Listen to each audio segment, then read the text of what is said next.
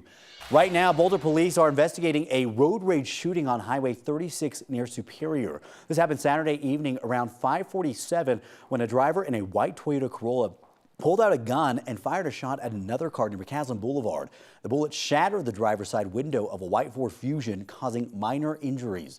Investigators tracked the Corolla to an apartment complex in Boulder and arrested the driver. The driver is facing multiple charges, including assault with a weapon and menacing. The sheriff's office is asking anyone with more information about this incident to give them a call. Their number is 303-441-3674. Denver police are investigating an act of vandalism as well at a facility that provides services and advocacy for the LGBTQ+ community. 9 News reporter Brianna Fernandez is live in Denver. Brianna, another LGBTQ organization, Parasol Patrol, says this was not the only business targeted. Yeah, exactly. So the organization says a total of 4 LGBTQ businesses right here in Denver had their windows shattered in what appears to be a targeted attack. So this happened between Friday night and Saturday morning. The organization actually released a statement. If you take a look at your screen, it says, when 4 affirming spaces are hit in rapid succession, it is not simply a property crime. It is a message to an entire community. The message is meant to silence. Our position is equally clear. Denver cannot and must not normalize this. The Center on Colfax was one of those businesses that was targeted early Saturday morning. According to the CEO, Kim Salvajan, someone threw a large rock and attempted to shatter 3 of their 4 windows near the main entrance. The alarm system was triggered and the person left the scene right before Denver police arrived. So the center has been in operation since the 70s and builds itself as the largest LGBTQ community center in the Rocky Mountain region. When someone does something like this to damage our building and to scare us, it's a reminder to us in our community that broken windows are never going to break us. We're incredibly resilient. We are here to serve the community. So the windows at the Center on Colfax are currently being repaired. Right now they are boarded up, and we know that they're beefing up their security as well.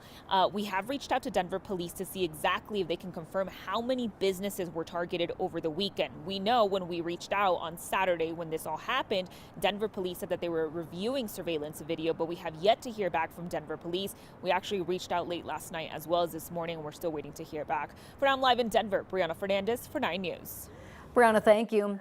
Today, Denver City Council is going to hold a public hearing on Mayor Mike Johnston's proposed 2026 spending plan. Last week, the mayor returned his budget proposal to council for a second look. He added $4 million in funding to address several council priorities like rental assistance and immigrant legal services. That brings the city's proposed spending plan to about $1.6 billion.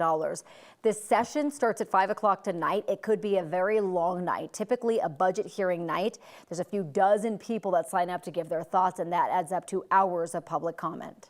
Arapahoe County is inviting people who live there to weigh in on the county's proposed $670 million 2026 budget.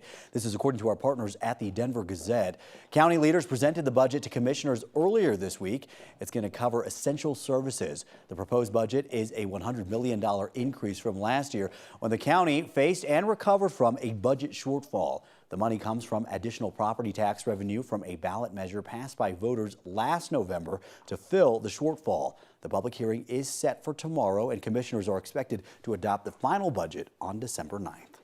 Just a little more than a week away from Election Day, and starting today, voting centers are open. Before you cast your vote, here's what you can expect on your ballot. There are 2 measures about funding free school lunches, Props LL and MM.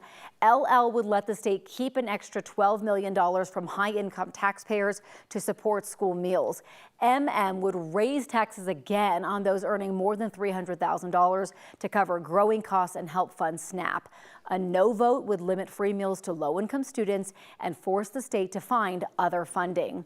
Denver voters are deciding whether to approve nearly $1 billion in funding for city projects. Ballot issues 2A through 2E make up what's called the Vibrant Denver Bond Package, backed by Mayor Mike Johnston. The plan would use existing property tax dollars to borrow money for repairs repairs and upgrades over the next 6 years, from fixing city pools to $89 million for road work around the future Broncos Stadium. If you are planning on voting by mail, today is your last day to mail your ballot so that it arrives on time. If you do forget to mail your ballot, you can also drop your ballot off in a drop box in your county. You can also vote in person. You have until 7 o'clock on November 4th to get your ballot turned in. Taking a live look over our nation's capital this morning, where the government shutdown now stretches into its 27th day. The shutdown is putting a strain in several sectors, including air travel. Plus, millions of Americans are preparing for the loss of SNAP benefits.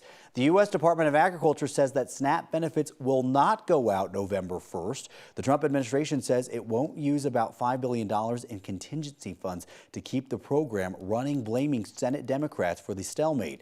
States are warning families to prepare for a possible gap in food aid if a deal is not reached soon.